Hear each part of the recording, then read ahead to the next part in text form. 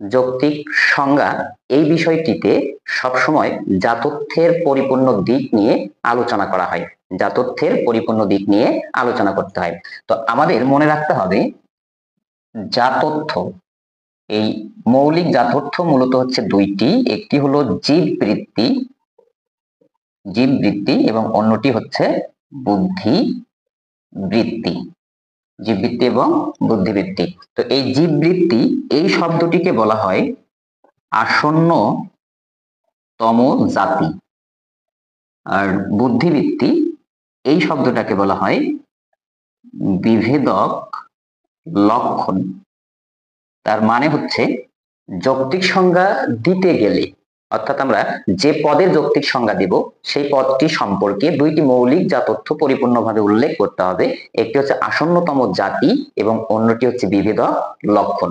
কোন পদের সংজ্ঞায় যদি আসন্নতম জাতি এবং বিভেদক লক্ষণ পরিপূর্ণভাবে উল্লেখ থাকে তাহলে সেটিকে আমরা বলতে পারবো যৌক্তিক সংজ্ঞা। যেমন ধরো আমরা এই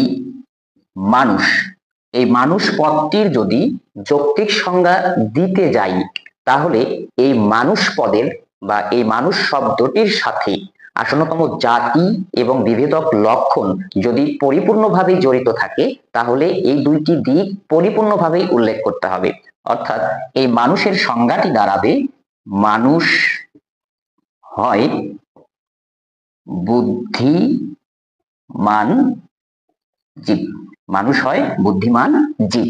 এটি হচ্ছে মানুষের যৌক্তিক সংজ্ঞা, অর্থাৎ মানুষ পদের যৌক্তিক সংজ্ঞা।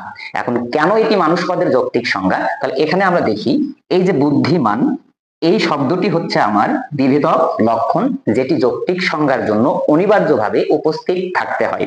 আর এখানে রয়েছে জীব, এটি হচ্ছে আসন্নতম জাতি, যেটিও যৌক্তিক সংজ্ঞার জন্য অনিবার্যভাবে উপস্থিত থাকতে হয়। তাহলে আমরা খুব সহজেই বলতে পারি যদি কোনো পদের সংজ্ঞায় আসন্নতম জাতি এবং বিভেদক লক্ষণ পরিপূর্ণভাবে উল্লেখ থাকে তাহলে সেটিকেই আমরা বলবো যৌক্তিক সংজ্ঞা।